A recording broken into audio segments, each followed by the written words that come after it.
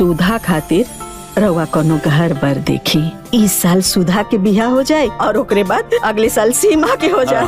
दीदी हम बड़ बहन ते छोट बहन। तू बेटी के साथ बीच मझधार में छोड़ के चल गई नी।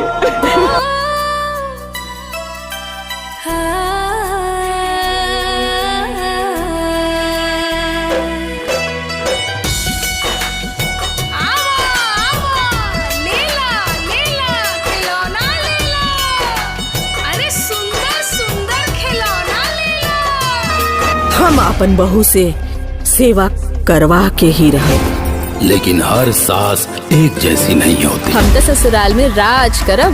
हम और हमार पति के बीच में केहू ना आ सकेला।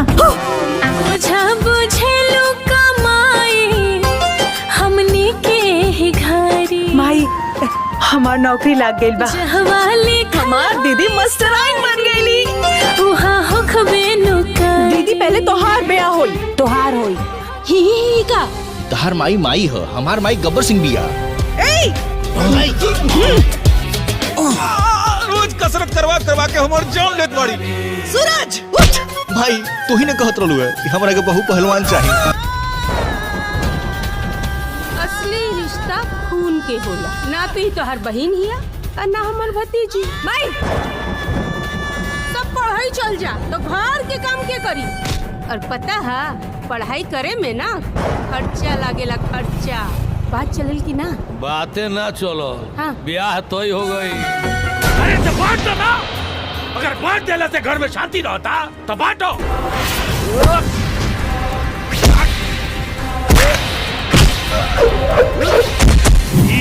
उहे घर में जाई। ये हमार आखिरी फैसला। चंदा के हो? चंदा उहे चंदा जेकरा वजह से भरल समाज में बेइज्जत भइला, मार खइला। कवन परेशान तोहार नौकरी लग गई कि हमनी तनी सा संभल गई नहीं। बिटिया बटार बन के नौकरी करी है, गाँव समझ का कही। हाँ अबई का कब थुथु हो रहा बा। भैया दोनों बेटियन से आन हो गए बानी। रवा कोनो घर बर देखी। तू चिंता मत करा, हम ऐसा रिश्ता खोजब कि जोन तू अच्छे से निमा जा। तो ठीक बा, तो अब ई घर के बंटवारा होई। बाबूजी आज बंटवारा होकर रही। और तेहू निकल यहाँ से, चल। अभी की अभी निकल से यहाँ से, चल निकल जा से यहाँ से।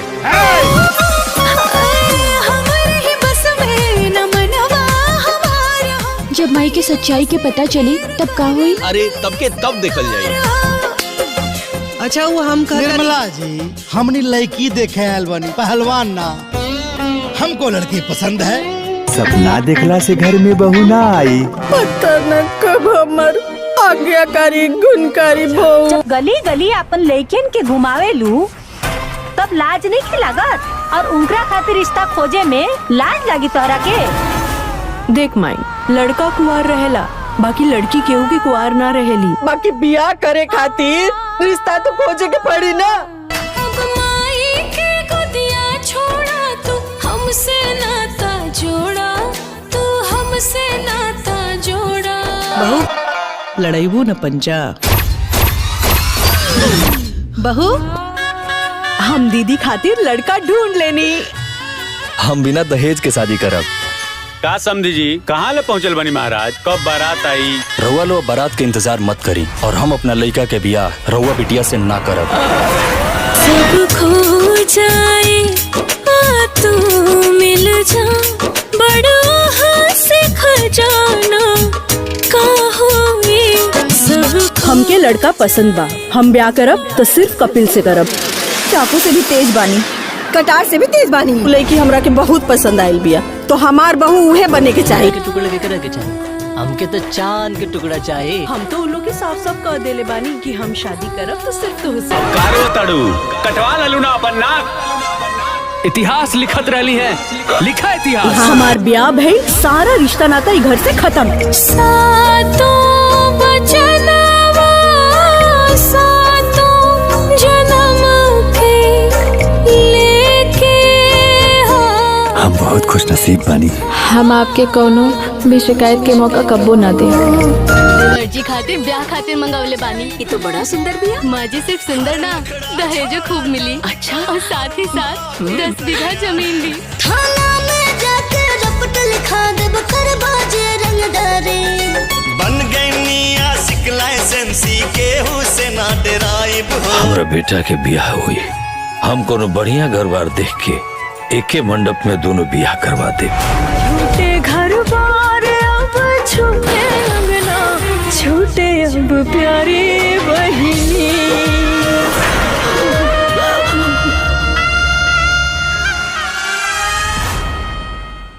यूट्यूब प्रीमियर में देखिन भोजपुरी फिल्म चोरनी सास के झूठी बहू 29 नवंबर सनिच्चर भोर के 8 बजे बस बी फॉर यू भोजपुरी के यूट्यूब चैनल पर और वर्ल्ड टेलीविजन प्रीमियर में आवत बा। पारिवारिक ड्रामा और रोमांस से भरल फिल्म शुभ लगन देखी 29 नवंबर सनिच्चर सांझ 5:30 और 30 नवंबर अतवार भोर के 9:30 भोजपुरी के नंबर 1 चैनल भोजपुरी सिनेमा पर और साथ ही में दंगल प्ले ऐप पर भी। बाकी आज हम बात कर रहल बानी एक ऐसन फिल्म के जेकर नाम सुने के साथे ही दिल नरम हो जाला, आँखी पिघल जाले। बाबुल की दुआएं। हाँ जी हाँ, वही भोजपुरी फिल्म जवन के ट्रेलर आज भोर में बी फॉर यू भोजपुरी के ऑफिशियल चैनल पर 8 बजे रिलीज भइल बा और जवन रिलीज होते ही पूरा सोशल मीडिया हिला दिहलस। सांझ बताइन तब मन में पहला बेर लागल कि भोजपुरी सिनेमा अब खाली मारपीट और नाच गाना ले सीमित ना रहल, अब यहाँ दिल से जुड़ल भावुक कहानियों बन रहल बाने जेमे दिमाग भी बा, दर्द भी बा और उम्मीदों बा। और बाबुल की दुआएं इस सब के सजीव मिसाल बा। ट्रेलर जैसे ही शुरू होला पहिलका लाइने से रउआ के खोलखा अंदर तक हिला देला। सुधा खातिर रउआ के घर बार देखी, एह साल सुधा के बिया हो जाई और बात अगला साल सीमा के हो जाई। ये लाइन खाली डायलॉग ना हकर बल्कि हर ओ बाबू के मजबूरी हा, हर ओ बहन के बेचानी हा और हर ओ गरीब घर के हकीकत हा जहाँ दूगो बेटी के बियाह सिर पर खड़ा हो जाला। बाबुल की दुआएं के ट्रेलर ए लाइन के साथे जैसे मूड सेट करेला, कहानी पूरा के पूरा दिल में उतर जाला। ट्रेलर में दिखत बाबूजी के दर्द, बेटियों की मासूमियत, समाज के ताना मारल चेहरा और गरीबी में दबत इंसान के मजबूरी, ये सब मिलके फिल्म के एकदम असली, देसी और जमींदार बना दिले बा। फिल्म में काजल यादव, पायस पंडित, प्रशांत सिंह, आकाश यादव और माया यादव जैसन कलाकार बाने और इस सब के साथ महफिल सजावट बाने विनोद मिश्रा, प्रेम दुबे, स्वीटी सिंह, संतोष श्रीवास्तव और प्रिया वर्मा। स्टार कास्ट के नाम सुनत ही भोजपुरी दर्शक लोगन के भरोसा हो जाएला कि फिल्म पारिवारिक हुई, दमदार हुई और पूरा तरह भावनात्मको हुई। खासकर काजल यादव और पायस पंडित दोनों ऐसे एक्ट्रेस बाड़ी स जे माई बाप वाली कहानियन में जान डाल देली स। पायस पंडित के पिछला फिल्मों के अनुभव देखिन, माई के लाल, बीवी नंबर 1, सैया हमार जान हो, हर जगह ये लोगन अपन एक्टिंग से दिल जीत ले बाने। काजल यादव के पारिवारिक फिल्मों में ग्रेस और मासूमियत तो पहले से साबित बा। बाबुल की दुआएं में दोनों बहन के किरदार निभावत बाड़ी सा और ट्रेलर देख के साफ लागता कि इन दोनों के बीच केमिस्ट्री फिल्म के दूसरा लेवल पर ले जाई। जहाँ ले बात बा हीरो प्रशांत सिंह और आकाश यादव के, तो दोनों यही नया दौर के ऐसे एक्टर बाने जे में रोमांस बा, एक्शन बा और इमोशनो बा। यही से बाबुल की दुआएं के लव स्टोरी हिस्सा में मजबूती नजर आवत बा। आकाश यादव के किरदार थोड़ा शांत, समझदार और परिवार वाली सोच वाला दिखात बा, जबकि प्रशांत सिंह के किरदार जिम्मेदारी में दबल लेकिन दिल से मजबूत आदमी जैसन लागता। अब यदि डायरेक्शन के बात करब तो फिल्म के निर्देशन अजय कुमार झा कर रहल बाने। अजय कुमार झा भोजपुरी इंडस्ट्री जनवरी 2026 के शुरुआत में फिल्म सिनेमा घरन में दस्तक दे सकेला। चूंकि ई फिल्म पूरा के पूरा फैमिली ड्रामा बा त मेकर्स एहन वीकेंड के खोजी जह दिन पूरा परिवार थिएटर जाके फिल्म देखे। मतलब ये फिल्म कौनो बड़ा उत्सव, छुट्टी या मकर संक्रांति के आसपासो रिलीज हो सकेला। शूटिंग लोकेशन के बात करब तब फिल्म के पूरा शूटिंग उत्तर प्रदेश और बिहार के देहाती इलाका में भइल बा ताकि कहानी के देसीपन बनल रहे।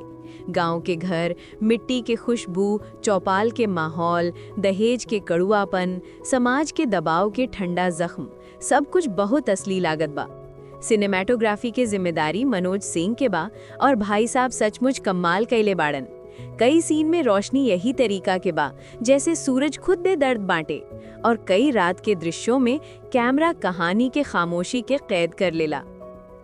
अब सोशल मीडिया पर बात करिल जाए तब बाबुल की दुआएं के ट्रेलर आवते ही ट्विटर पर #बाबुल की दुआएं ट्रेलर ट्रेंड कर रहल बा। लोग भावुक होके लिखत बा कि ई फिल्म उनकर बहिनी लोग के याद दिलावत बा। बहुते लोग कहत बा कि भोजपुरी सिनेमा के ऐसन फिल्मन की जरूरत बा। इंस्टाग्राम पर रील बनावत लोग खास तौर पर ऊ डायलॉग उठा रहल बाड़न, हम दीदी खातिर लड़का खोज लेनी, हम बिना दहेज के ब्याह करब। लोग ई बात के अपन दिल से जोड़त बा। अब कुछ दिलचस्प फैक्ट बतावत बानी।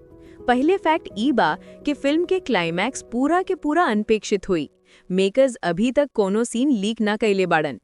दूसरा फैक्ट ई बा कि फिल्म में एक ही मंडप में दू शादी दिखावल जाला। बाकी ट्विस्ट ई बा कि दुन्नू शादी एक जैसन न हुई। एक शादी दिल से होखत बा, दूसर का मजबूरी से। तीसरा फैक्ट ई बा कि फिल्म में एगो ट्रक ड्राइवर के किरदार पर बड़ा खुलासा हुई जो पूरा कहानी के दिशा बदल दी। ट्रेलर में जे लाइन बा कि ट्रक ड्राइवर बहुत रुपया कमाला, उ खाली इतने ना ह, उकरा से जुड़ल एक बड़ा राज बा। अब इंडस्ट्री के गॉसिप पर नजर डाली। खबर ई बा कि बाबुल की दुआएं के कहानी पहले कोनो और बैनर में जाए वाली रहल। बाकी प्रोड्यूसर लोगन के लागल कि before you Bhojpuri is film के ज्यादा लोगन तक पहुंचाई, और वो फैसला बिल्कुल सही साबित भइल। काहे कि बिफोर यू भोजपुरी पर फिल्म आवते ही चर्चा 2 गुना हो जाला। दूसरा गॉसिप ई बा कि काजल यादव और पायस पंडित असल जिंदगी में भी शूटिंग के दौरान बहुत ही भावुक हो गए रहली सा। आ एगो सीन में दुनू रो पारली सा, जबकि कैमरा चलत नहीं खे रहल। निर्देशक अजय कुमार झा कहलन, यही चाहिए फिल्म के असली भावनाएं। आप दर्शक लोगन के दीवानगी के बात करेल जाए। भाई साहब यूट्यूब पर ट्रेलर के नीचे कमेंट पढ़ी। लोग कहत बा कि बाबुल के दुआएं जैसन फिल्म भोजपुरी सिनेमा के फिर से सम्मान दिलाई। बहुते लोग लिखले बाने कि उनकर पिता और बहन के रिश्ता बिल्कुल एहे कहानी जैसन बा। ई फिल्म खाली कहानी ना बल्कि रिश्तन के ऊपर बनल एगो बड़ पूजा बा। अब आ रहल बानी कहानी के गहराई पर। बाबुल की दुआएं खाली वो एगो गूंगी लड़की के रोल कैली, प्रदीप पांड्या चिंटू के अपोजिट, और ई फिल्म सुपर हिट भइल। काहे कि काजल के अखियन से निकले वाला भाव देख के लोग बाउंड गए।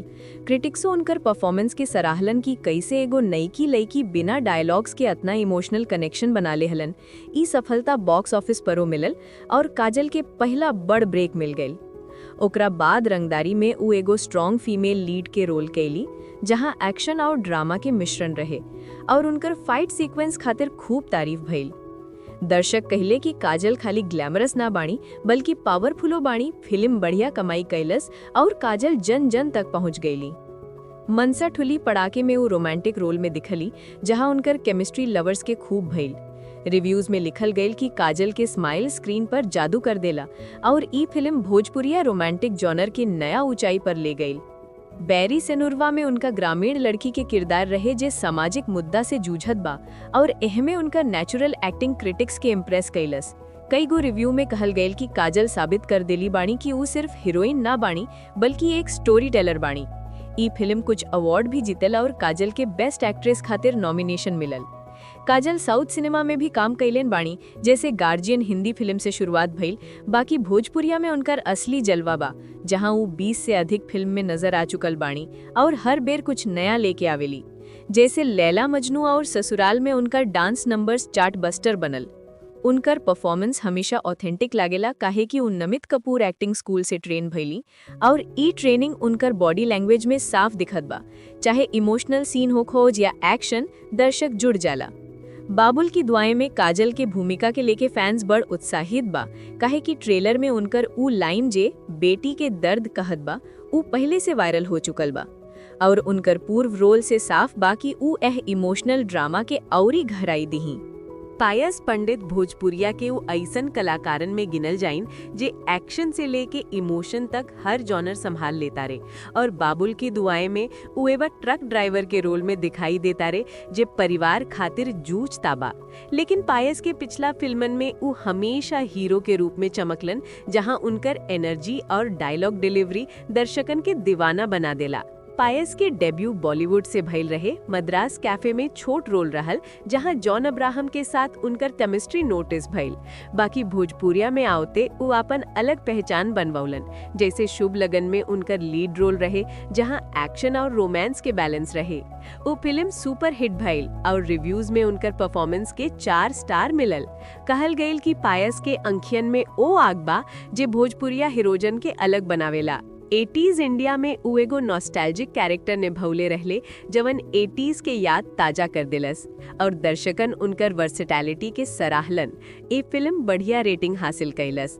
भोजपुरी रीमेक दिल तो पागल है में पायस के लीड रोल रहे, जहां उनकर डांस मूव्स हिट सॉन्ग्स देली। क्रिट ब्लडी इश्क में लीड रोल कैलन और फिल्म हिट भइल। रिव्यूज में उनकर इंटेंस एक्टिंग की तारीफ भइल। चोर पुलिस में काजल राघवानी के अपोजिट जवन रोमांस और एक्शन के मिलन रहे। दर्शकन कहले कि आकाश की केमिस्ट्री जबरदस्त बा। तारा एंड आकाश लव बियॉन्ड रियल्म्स में सुपरनैचुरल टच के संग उनका रोल अनोखा रहे और फिल्म बढ़िया रेटिंग लहलस। आकाश बंगाली और हिंदी में भी काम कर चुकल बाने, बाकिर भोजपुरिया में योद्धा जैसन रोल से वो नाम कमौले, जवना में उनकर फाइट स्किल्स खास प्रभावित कैले। उनकर परफॉर्मेंस जवान ऊर्जा से भरल रहेला, जे बाबुल की दुआएं के इमोशनल सीन के बढ़िया संतुलन दे। माया यादव भोजपुरिया के वेटरन अभिनेत्री बाणी, जे बाबुल के दुआएं में मजबूत मैटरनल फिगर के रोल में बाणी। शायद परिवार के सपोर्ट सिस्टम और उनकर पिछला काम हमेशा पारिवारिक वैल्यूज के उभार करेला, जे उनकरा के आइकॉन बनवले बा। माया की डेब्यू 1989 में माई के करज से भइल रहे, जब उनका सपोर्टिंग रोल के इमोशनल डेप्थ देखा गयल। तब से वो 100 से अधिक फिल्म में नजर आ चुकले बाड़ी। साली बड़ी सतावेली 2013 के कॉमिक रोल हिट रहे, जहां लोग उनका टाइमिंग के सराहलस। लड़ाई 2014 में एक्शन ड्रामा में स्ट्रॉन्ग वुमन के रोल में उनका डायलॉग डिलीवरी क्रिटिक्स के वाहवाही जीत ले। दिल लगल दुपट्टा वाली से में रोमांटिक सपोर्ट दिले। फिल्म अच्छा कमायलस। 2015 के बरसात में उनका इमोशनल रोल पर रिव्यूज में खास तारीफ भइल। माया प्रोड्यूसर बिबाड़िया और काजल के माई होखेला से उनकर परफॉर्मेंस हमेशा वास्तविक लगेला। टीनेजर लव स्टोरी 2020 में grandmother role heart touching रहे। भागी एक योद्धा 2019 में एक्शन में उनकर फाइट सरप्राइज देले। माया की ताकत उनकर वर्सेटैलिटी बा, जे बाबुल की दुआएं के औरी ऑथेंटिक बनाई। विनोद मिश्रा भोजपुरिया के दमदार एक्टरन में से बाड़न, जे बाबुल की दुआएं में महत्वपूर्ण सपोर्टिंग रोल में बाड़न। शायद पिता के दोस्त या मेंटर और उनकर पिछला हिट फिल्मों में इमोशनल डेप्थ उनकर फेवरेट बनवले बा। विनोद के डेब्यू सौगंध 2018 से भइल, जवन पिता वाला रोल रहे और बहुत सराहल गईल, लोग रोआ गईल। मेरी सास बड़ी धनवान 2025 में कॉमिक रोल रहे, जवना में उनकर टाइमिंग के 5 स्टार मिलल। श्रीमान श्रीमती 2021 में फैमिली ड्रामा में उनकर परफॉर्मेंस सराहल गईल। विनोद 50 से ऊपर फिल्म ने नेगेटिव और पॉजिटिव दोनों तरह के रोल निभौले बाड़न। हॉन्टेड हिल्स में वो डायलॉग राइटिंगो कैले बाड़न। बाकी एक्टिंग में हुमका उड़ावे चदरिया 2012 में स्क्रीन प्ले के संग रोल कैले रहेल हन। उनकर परफॉर्मेंस हमेशा इंटेंस रहेला और बाबुल की दुआएं में वो इमोशंस के ऊंचाई पर ले जाए हन। प्रेम दुबे भोजपुरिया के फेमस विलन बाड़न, जे बाबुल की दुआएं में एंटागोनिस्ट के रोल में बाड़न, जे समाज के कुरीटियन के प्रतीक बनी और उनकर पिछला नेगेटिव रोल्स उनकरा भोजपुरिया सिनेमा के प्राण बना देहले। प्रेम के डेब्यू लाहू के 2 रंग 2013 से भइल रहे, जवन हसुआ कैरेक्टर बन के घर घर में नाम कमा लेहलस और फिल्म ब्लॉकबस्टर भइल। दुल्हन चाही पाकिस्तान से 2016 में वो पाकिस्तानी विलन के रोल में छा गईलन। मंदिर वहीं बनाएंगे, इंडियन, दिल वाले, आजाद परिंदे, देवरा रिक्शा वाला जैसन फिल्मन में वो मुख्य विलन रहलन। हर बेर उनका थ्रेट लेवल दर्शकन के हिलाई। प्रेम 50 फिल्म में विलन रोल निभवले बालन और कई बेर पॉजिटिव रोल में नो कमाल कईले बा। बाबुल की दुआएं में उनकर किरदार कहानी के जोर देई। स्वीटी सिंह भोजपुरिया के ऊ अभिनेत्रियन में आवेली बाहर घूमत बा, ओकर नसीब खराब हो जाए। इहे बीच सीमा भी 10वीं में बढ़िया नंबर लियावले। उ बाबूजी से कहेली, हम आगे पढ़े के चाहत बानी, सरकारी नौकरी करब, रउआ के नाम रोशन करब। रउआ के आंख भर आवेला, बेटी तो दोनों हमार गर्व बाड़ू। बाकिर भीतर से डर लागेला कि कहीं सपना अधूरा ना रहे। एक दिन गांव में नया लड़का आवेला, नाम राजू। उहू बालू के ट्रक चलावेला, रउआ के साथी। राजू और सुधा के मुलाकात स्कूल के बाहर होला, जब सुधा बच्चा लोग के पढ़ावत रहे। राजू ठहर जाला, देखत रह जाला। धीरे धीरे दोनों के बात बढ़े लागेला। राजू अनाथ बा, माई बाप नइखे, बस एगो छोट झोपड़ी और एगो ट्रक, बाकी दिल बहुत साफ बा। उ सुधा से कहेला, हमके तोहार मेहनत खूब पसंद बा, तू बहुत कुछ कर सकत बाड़ू। सुधा पहला बेर काहू से आपन सपना शेयर करेली, हम डॉक्टर बनब, गरीब के इलाज करब। राजू मुस्कुरा के बोलेला, हम तोहार संग बानी। गांव के बड़ बूढ़ू फिर दबाव बनावे लगले। एगो दिन फिर रिश्ता आयल, ई बार दहेज मांग औरी ज्यादा। रवा फिर मना कर देले। गांव वाला कहे लागे, अब उम्र निकल रहल बा, कुंवारी रह जाई है तो बदनामी हुई। ई सब सुनेले और एक रात बाबूजी से कह दिले, बाबूजी हम शादी कर लेब, रवा चिंता मत करू। रवा चौंक जाला, किससे बिटिया? सुधा लाद से शर्मा के कहेली, राजू से। वो अच्छा बा, दहेज ना मंगे। रवा पहले गुस्सा भइल, फिर सोचल कि कम से कम बेटी खुश रहत बा। बाकिर सीमा रोवेला कि दीदी अगर चल जाई हैं तो हम और बाबूजी कैसे रहब। राजू सुधा के बाद पक्का हो जाला, लेकिन नया मुसीबत आवता। राजू के पुरान मालिक जे ठेकेदार बा धमकी देला, अगर तू शादी करब तो तुहर नौकरी चली जाई और तोहरे ऊपर पुरान कर्जो बा। राजू के लगे 50,000 के कर्ज बा जे माई के इलाज खातिर लेवले रहे। उ कहेला हम शादी ना कर सकत, हम सुधा के तकलीफ में ना डालब। रउआ समझ जाला। उ राजू के गले लगा के कहेला बेटा तू हमार जमाई बा, कर्ज हम चुकाइब, बाकी रउआ के पास कहाँ पैसा। उ अपना ट्रक बेच देवे के फैसला करेला। सुधा जब ही सुनेले तो रोकत बांग के बाबूजी हिम्मत कर, हम शादी ना करब, बाकी रउआ ना मानेला। उ ट्रक बेच देला, कर्ज चुकता कर देला और राजू सुधा के शादी के तैयारी शुरू हो जाला। अब बारी सीमा के गांव में एगो और रिश्ता आवेला। ई बार लड़का पढ़ल लिखल सरकारी नौकरी करेला, अंकित। अंकित के माई सुधा के स्कूल में पढ़ावत देखले रहली, उनकरा बहुत निमन लागल। उनकर माई कहेली हमरा दहेज नइखे चाही, बस लड़की सुसंस्कारित होखे। रवा के आंखों में पहला बेर सच्चा खुशी के आंसू झर जाला। बाकी दिक्कत ई बा कि अब एक एक घर में दूगो शादी के खर्चा कहाँ से आई। रवा तो ट्रक बेच चुकल, गांव वाला फेर ताना मारेला। अब रवा का करी, दूगो बिटिया के बियाह कैसे हुई। तब राजू और अंकित मिलके प्लान बनावेलन। राजू बोलेला हम दोनों एक ही मंडप में शादी कराब, खर्चा आधा आधा। अंकित मान जाला। अब पूरा तैयारी शुरू हो जाला। सुधा और सीमा दोनों के शादी एक ही दिने एक ही मंडप में। गाँव वाला हैरान, जे लोग पहले ताने मारत रहे उ लोग मदद करे आवेला। कोई चावल देला, कोई तेल, कोई कपड़ा। रवा के आंख भर आ जाला। लोग कहत रहल समाज कबो स्वीकार ना करी, बाकी देखावत बा। पारिवारिक ड्रामा और रोमांस से भरल फिल्म शुभ लगन देखी 29 नवंबर सनिच्चर सांझ 5:30 और 30 नवंबर अतवार भोर के 9:30 भोजपुरी के नंबर 1 चैनल भोजपुरी सिनेमा पर और साथ ही में दंगल प्ले ऐप पर भी। बाकी आज हम बात कर रहल बानी एक ऐसन फिल्म के जेकर नाम सुने के साथ ही दिल नरम हो जाला, आँखी पिघल जाले। बाबुल की दुआएं। हाँ जी हाँ, वही भोजपुरी फिल्म जवन के ट्रेलर आज भोर में B4U भोजपुरी के ऑफिशियल चैनल पर 8 बजे रिलीज भइल बा और जवन रिलीज होते ही पूरा सोशल मीडिया हिला दिहलस। साँच बताइन तब मन में पहला बेर लागल कि भोजपुरी सिनेमा अब खाली मारपीट और नाच गाना ले सीमित ना रहल। अब यहाँ दिल से जुड़ल भावुक कहानियों बन रहल बाने, जेमे दिमाग भी बा, दर्द भी बा और उम्मीदों बा। और बाबुल की दुआएं इस सब के सजीव मिसाल बा। ट्रेलर जैसे ही शुरू होला, पहिलका लाइने से रउआ के खोलखा अंदर तक हिला देला। सुधा खातिर रउआ के घर बार देखी, एह साल सुधा के ब्याह हो जाई और बात अगला साल सीमा के हो जाई। ये लाइन खाली डायलॉग ना हकर, बल्कि हर ओ बाबू के मजबूरी हा, हर ओ बहन के बेचानी हा और हर ओ गरीब घर के हकीकत हा, जहाँ दूगो बेटी के ब्याह सिर पर खड़ा हो जाला। बाबुल की दुआएं के ट्रेलर ए लाइन के साथ जैसे मूड सेट करेला, कहानी पूरा के पूरा दिल में उतर जाला। ट्रेलर में दिखत बाबूजी के दर्द, बेटियों की मासूमियत, समाज के ताना मारल चेहरा और गरीबी में दबत इंसान के मजबूरी, ये सब मिलके फिल्म के एकदम असली, देसी और जमींदार बना दिले बा। फिल्म में काजल यादव, पायस पंडित, प्रशांत सिंह, आकाश यादव और माया यादव जैसन कलाकार बाने और इस सब के साथ महफिल सजावट बाने विनोद मिश्रा, प्रेम दुबे, स्वीटी सिंह, संतोष श्रीवास्तव और प्रिया वर्मा। स्टार कास्ट के नाम सुनत ही भोजपुरी दर्शक लोगन के भरोसा हो जाएला कि फिल्म पारिवारिक हुई, दमदार हुई और पूरा तरह भावनात्मको हुई। खासकर काजल यादव और पायस पंडित दोनों ऐसन एक्ट्रेस बाड़ी स जे माई बाप वाली कहानियन में जान डाल देली स। पायस पंडित के पिछला फिल्मों के अनुभव देखिन, माई के लाल, बीवी नंबर 1, सैया हमार जान हो, हर जगह ये लोगन अपन एक्टिंग से दिल जीत ले बाने। काजल यादव के पारिवारिक फिल्मों में ग्रेस और मासूमियत तो पहले से साबित बा। बाबुल की दुआएं में दोनों बहन के किरदार निभावत बाड़ी सा और ट्रेलर देख के साफ लागता कि इन दोनों के बीच केमिस्ट्री फिल्म के दूसरा लेवल पर ले जाई। जहाँ ले बात बा हीरो प्रशांत सिंह और आकाश यादव के, तो दोनों यही नया दौर के ऐसे एक्टर बाने जे में रोमांस बा, एक्शन बा और इमोशनो बा। यही से बाबुल की दुआएं के लव स्टोरी हिस्सा में मजबूती नजर आवत बा। आकाश यादव के किरदार थोड़ा शांत, समझदार और परिवार वाली सोच वाला दिखात बा, जबकि प्रशांत सिंह के किरदार जिम्मेदारी में दबल लेकिन दिल से मजबूत आदमी जैसन लागता। अब यदि डायरेक्शन के बात करब तो फिल्म के निर्देशन अजय कुमार झा कर रहल बाने। अजय कुमार झा भोजपुरी इंडस्ट्री के ओही डायरेक्टर में गिनल जालन जे पारिवारिक और इमोशनल कंटेंट बनावे में माहिर बाने।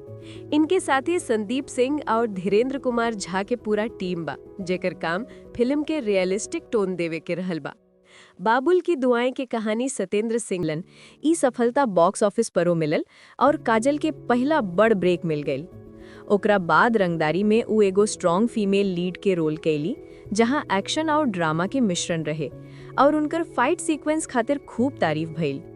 दर्शक कहले कि काजल खाली ग्लैमरस ना बाणी बल्कि पावरफुलो बाणी। फिल्म बढ़िया कमाई कैलस और काजल जन जन तक पहुंच गईली। मनसा ठुली पड़ाके में वो रोमांटिक रोल में दिखली, जहां उनकर केमिस्ट्री लवर्स के खूब भइल।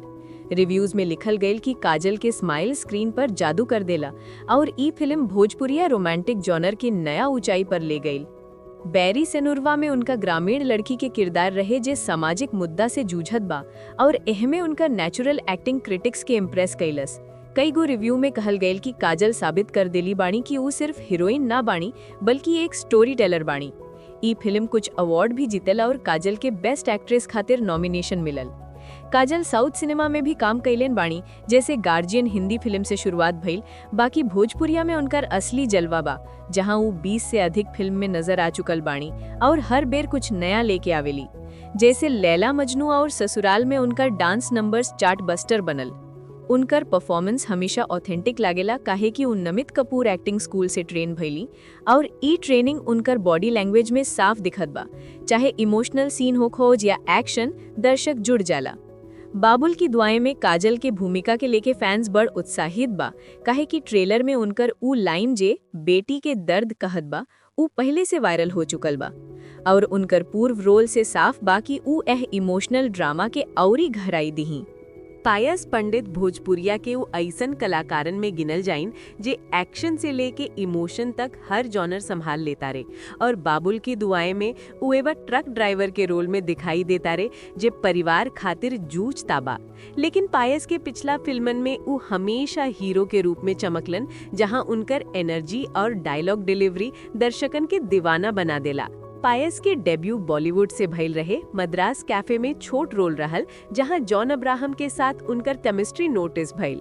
बाकी भोजपुरिया में आवते वो अपन अलग पहचान बनवौलन। जैसे शुभ लगन में उनकर लीड रोल रहे, जहां एक्शन और रोमांस के बैलेंस रहे। वो फिल्म सुपर हिट भइल और रिव्यूज में उनकर परफॉर्मेंस के 4 स्टार मिलल। कहल गईल कि पायस के अंखियन में ओ आग बा जे भोजपुरिया हीरोजन के अलग बनावेला। 80s इंडिया में उ एगो नॉस्टैल्जिक कैरेक्टर निभौले रहले, जवन 80s के याद ताजा कर दिलस और दर्शकन उनकर वर्सेटैलिटी के सराहलन। ए फिल्म बढ़िया रेटिंग हासिल कैलस। भोजपुरी रीमेक दिल तो पागल है में पायस के लीड रोल रहे, जहां उनकर डांस मूव्स हिट सॉन्ग्स देली। क्रिटिक्स कहले कि उन नई जनरेशन के पवन सिंह जैसन स्टार बनतारन। भोपाल एक्सप्रेस में लेखन और एक्टिंग दुन्नों के साथ वो कहानी के मजबूत बनवौलन और फिल्म पर गहरा इमोशनल प्रभाव छोड़लस। पायस की ताकत उनकर फिजिकल प्रेजेंस बा जे एक्शन सीन में कमाल करेला और बाप धीरे धीरे दुन्नों के बाद बढ़े लागेला। राजू अनाथ बा, माई बाप नइखे, बस एगो छोट झोपड़ी और एगो ट्रक, बाकी दिल बहुत साफ बा। उ सुधा से कहेला, हमके तोहार मेहनत खूब पसंद बा, तू बहुत कुछ कर सकत बाड़ू। सुधा पहला बेर काहू से आपन सपना शेयर करेली, हम डॉक्टर बनब, गरीब के इलाज करब। राजू मुस्कुरा के बोलेला, हम तोहार संग बानी। गांव के बड़ बूढ़ू फिर दबाव बनावे लगले। एगो दिन फिर रिश्ता आयल, ई बार दहेज मांग औरी ज्यादा। रवा फिर मना कर देले। गांव वाला कहे लागे, अब उम्र निकल रहल बा, कुंवारी रह जाइए तो बदनामी हुई। ई सब सुनेले और एक रात बाबूजी से कह दिले, बाबूजी हम शादी कर लेब, रवा चिंता मत करू। रवा चौंक जाला, किससे बिटिया? सुधा लाद से शर्मा के कहेली, राजू से। वो अच्छा बा, दहेज ना मंगे। रवा पहले गुस्सा भइल, फिर सोचल कि कम से कम बेटी खुश रहत बा। बाकिर सीमा रोवेला कि दीदी अगर चल जाई हैं तो हम और बाबूजी कैसे रहब। राजू सुधा के बाद पक्का हो जाला, लेकिन नया मुसीबत आवता। राजू के पुरान मालिक जे ठेकेदार बा धमकी देला, अगर तू शादी करब तो तुहर नौकरी चली जाई और तोहरे ऊपर पुरान कर्जो बा। राजू के लगे 50,000 के कर्ज बा जे माई के इलाज खातिर लेवले रहे। उ कहेला, हम शादी ना कर सकत, हम सुधा के तकलीफ में ना डालब। रवा समझ जाला। उ राजू के गले लगा के कहेला, बेटा तू हमार जमाई बा, कर्ज हम चुकाइब। बाकी रवा के पास कहाँ पैसा, वो अपना ट्रक बेच देवे के फैसला करेला। सुधा जब ही सुनेले तो रोकत बांग के, बाबूजी हिम्मत कर, हम शादी ना करब। बाकी रवा ना मानेला, वो ट्रक बेच देला, कर्ज चुकता कर देला और राजू सुधा के शादी के तैयारी शुरू हो जाला। अब बारी सीमा के गांव में एगो और रिश्ता आवेला। ई बार लड़का पढ़ल लिखल सरकारी नौकरी करेला। अंकित के माई सुधा के स्कूल में पढ़ावत देखले रहली, उनकरा बहुत निमन लागल। उनकर माई कहेली हमरा दहेज नहीं के चाहे, बस लड़की सुसंस्कारित होखे। रवा के आंखों में पहला बेर सच्चा खुशी के आंसू झर जाला। बाकी दिक्कत ई बा कि अब एक घर में 2 गो शादी के खर्चा कहाँ से आई। रवा तो ट्रक बेच चुकल, गांव वाला फेर ताना मारेला। अब रवा का करी, 2 गो बिटिया के बियाह कैसे हुई। तब राजू और अंकित मिलके प्लान बनावेलन। राजू बोलेला हम दोनों एक मंडप में शादी कराब, खर्चा आधा आधा। अंकित मान जाला। अब पूरा तैयारी शुरू हो जाला। सुधा और सीमा दोनों के शादी एक दिने एक मंडप में। गाँव वाला हैरान, जे लोग पहले ताने मारत रहे उ लोगों मदद करे आवेला। कोई चावल देला, कोई तेल, कोई कपड़ा। रवा के आंख भर आ जाला। लोग कहत रहल समाज कबो स्वीकार ना करी, बाकी देखा जब दिल साफ होके तो समाजो साथ देवे लागेला। शादी के दिन आवेला, एक मंडप, 2 दुल्हन 2 दुल्हा। रवा पहले सुधा के कन्यादान करेला, फिर सीमा के। विदाई के घड़ी आवते सुधा और सीमा दोनों बाबूजी के गले चिपक के रोवे लगेली। रवा मुस्कुराए के कोशिश करेला, बेटी अब तोहार घर बस गईल, हमार दुआएं तोहरे संगे बा। बाकी जब दुल्हन चल जात बानी त रवा अकेले घर लौटेला। मड़ाइया खाली लागत बा। माई के फोटो के अगिलेन बैठ के उ रोवेला, हमरा सब कुछ चल गईल, बाकी खुशी ए साँच बताइन तब मन में पहला बेर लागल कि भोजपुरी सिनेमा अब खाली मारपीट और नाच गाना ले सीमित ना रहल। अब यहाँ दिल से जुड़ल भावुक कहानियों बन रहल बाने, जेमें दिमाग भी बा, दर्द भी बा और उम्मीदों बा। और बाबुल की दुआएं इस सब के सजीव मिसाल बा। ट्रेलर जैसे ही शुरू होला, पहिलका लाइने से रउआ के खोलखा अंदर तक हिला देला। सुधा खातिर रउआ के घर बार देखी, एह साल सुधा के ब्याह हो जाई और बात अगला साल सीमा के हो जाई। ये लाइन खाली डायलॉग ना हकर, बल्कि हर ओ बाबू के मजबूरी हा, हर ओ बहन के बेचानी हा और हर ओ गरीब घर के हकीकत हा, जहाँ 2 गो बेटी के ब्याह सिर पर खड़ा हो जाला। बाबुल की दुआएं के ट्रेलर ए लाइन के साथे जैसे मूड सेट करेला, कहानी पूरा के पूरा दिल में उतर जाला। ट्रेलर में दिखत बाबूजी के दर्द, बेटियों की मासूमियत, समाज के ताना मारल चेहरा और गरीबी में दबत इंसान के मजबूरी, ये सब मिलके फिल्म के एकदम असली, देसी और जमींदार बना दिले बा। फिल्म में काजल यादव, पायस पंडित, प्रशांत सिंह, आकाश यादव और माया यादव जैसन कलाकार बाने और इस सब के साथ महफिल सजावट बाने विनोद मिश्रा, प्रेम दुबे, स्वीटी सिंह, संतोष श्रीवास्तव और प्रिया वर्मा। स्टार कास्ट के नाम सुनत ही भोजपुरी दर्शक लोगन के भरोसा हो जाएला कि फिल्म पारिवारिक हुई, दमदार हुई और पूरा तरह भावनात्मको हुई। खासकर काजल यादव और पायस पंडित दोनों ऐसे एक्ट्रेस बाड़ी स जे माई बाप वाली कहानियन में जान डाल देली स। पायस पंडित के पिछला फिल्मों के अनुभव देखिन, माई के लाल, बीवी नंबर 1, सैया हमार जान हो, हर जगह ये लोगन अपन एक्टिंग से दिल जीत ले बाने। काजल यादव के पारिवारिक फिल्मों में ग्रेस और मासूमियत तो पहले से साबित बा। बाबुल की दुआएं में दोनों बहन के किरदार निभावत बाड़ी सा और ट्रेलर देख के साफ लागता कि इन दोनों के बीच केमिस्ट्री फिल्म के दूसरा लेवल पर ले जाई। जहाँ ले बात बा हीरो प्रशांत सिंह और आकाश यादव के, तो दोनों यही नया दौर के ऐसे एक्टर बाने जे में रोमांस बा, एक्शन बा और इमोशनो बा। यही से बाबुल की दुआएं के लव स्टोरी हिस्सा में मजबूती नजर आवत बा। आकाश यादव के किरदार थोड़ा शांत, समझदार और परिवार वाली सोच वाला दिखात बा, जबकि प्रशांत सिंह के किरदार जिम्मेदारी में दबल लेकिन दिल से मजबूत आदमी जैसन लागता। अब यदि डायरेक्शन के बात करब तो फिल्म के निर्देशन अजय कुमार झा कर रहल बाने। अजय कुमार झा भोजपुरी इंडस्ट्री के ओही डायरेक्टर में गिनल जालन जे पारिवारिक और इमोशनल कंटेंट बनावे में माहिर बाने। इनके साथ ही संदीप सिंह और धीरेन्द्र कुमार झा के पूरा टीम बा, जेकर काम फिल्म के रियलिस्टिक टोन देवे के रहल बा। बाबुल की दुआएं के कहानी सतेंद्र सिंह लिखले बाने और भाईजान माना जरूरी बा कि ट्रेलर से लेके पूरा संवाद तक एमे ऐसन लागता कि कहानी कोनो घर घर के असल जिंदगी से उठावल गईल बा। ए फिल्म के संवाद जब दिल के चीर देला कि कुंवारा लड़का रहेला बाकी लड़की कुंवारी ना रहेली, तब पूरा समाज एक पल खड़ा हो जाई। एहमेने टाकुत बा कहानी के। अब थोड़ा पीछे चलत बानी ट्रेलर के ओही हिस्से पर जहां बाबूजी की मजबूरी चुभत बा। रवा हमरा के 2 बेटी के साथे आज मड़ार में छोड़ के चल गई, एक के लाइन से देला और ई फिल्म भोजपुरिया रोमांटिक जॉनर की नया ऊंचाई पर ले गई। बैरी सेनुरवा में उनका ग्रामीण लड़की के किरदार रहे जे सामाजिक मुद्दा से जूझत बा और एहमे उनका नेचुरल एक्टिंग क्रिटिक्स के इम्प्रेस कैलस। कई गो रिव्यू में कहल गयल कि काजल साबित कर देली बाणी कि वो सिर्फ हीरोइन ना बाणी बल्कि एक स्टोरी टेलर बाणी। ई फिल्म कुछ अवार्ड भी जीतल और काजल के बेस्ट एक्ट्रेस खातिर नॉमिनेशन मिलल। काजल साउथ सिनेमा में भी काम कैलेन बाणी, जैसे गार्जियन हिंदी फिल्म से शुरुआत भइल। बाकी भोजपुरिया में उनकर असली जलवा बा, जहां वो 20 से अधिक फिल्म में नजर आ चुकल बाणी और हर बेर कुछ नया लेके आवेली। जैसे लैला मजनू और ससुराल में उनकर डांस नंबर्स चार्ट बस्टर बनल। उनकर परफॉर्मेंस हमेशा ऑथेंटिक लागेला, काहे कि उन नमित कपूर एक्टिंग स्कूल से ट्रेन भइली और ई ट्रेनिंग उनकर बॉडी लैंग्वेज में साफ दिखत बा। चाहे इमोशनल सीन हो खोज या एक्शन, दर्शक जुड़ जाला। बाबुल की दुआएं में काजल के भूमिका के लेके फैंस बड़ उत्साहित बा, काहे कि ट्रेलर में उनकर ऊ लाइन जे बेटी के दर्द कहत बा ऊ पहले से वायरल हो चुकल बा और उनकर पूर्व रोल से साफ बा कि ऊ इमोशनल ड्रामा के औरी गहराई दिही। पायस पंडित भोजपुरिया के वो ऐसन कलाकारन में गिनल जाइन जे एक्शन से लेके इमोशन तक हर जॉनर संभाल लेता रे। और बाबुल की दुआएं में वो एवं ट्रक ड्राइवर के रोल में दिखाई देता रे जे परिवार खातिर जूझता बा। लेकिन पायस के पिछला फिल्मन में वो हमेशा हीरो के रूप में चमकलन, जहां उनकर एनर्जी और डायलॉग डिलीवरी दर्शकन के दीवाना बना देला। पायस के डेब्यू बॉलीवुड से भइल रहे मद्रास कैफे में छोट रोल रहल, जहां जॉन अब्राहम के साथ उनकर केमिस्ट्री नोटिस भइल। बाकी भोजपुरिया में आवते वो अपन अलग पहचान बनवौलन। जैसे शुभ लगन में उनकर लीड रोल रहे, जहां एक्शन और रोमांस के बैलेंस रहे। वो फिल्म सुपर हिट भइल और रिव्यूज में उनकर परफॉर्मेंस के 4 स्टार मिलल। कहल गईल कि पायस के अंखियन में ओ आग बा जे भोजपुरिया हीरोजन के अलग बनावेला। 80s इंडिया में उ एगो नॉस्टैल्जिक कैरेक्टर निभौले रहले, जवन 80s के याद ताजा कर दिलस और दर्शकन उनकर वर्सेटैलिटी के सराहलन। ये फिल्म बढ़िया रेटिंग हासिल कैलस। भोजपुरी रीमेक दिल तो पागल है में पायस के लीड रोल रहे, जहां उनकर डांस मूव्स हिट सॉन्ग्स देली। क्रिटिक्स कहले कि उन नई जनरेशन के पवन सिंह जैसन स्टार बनतारन।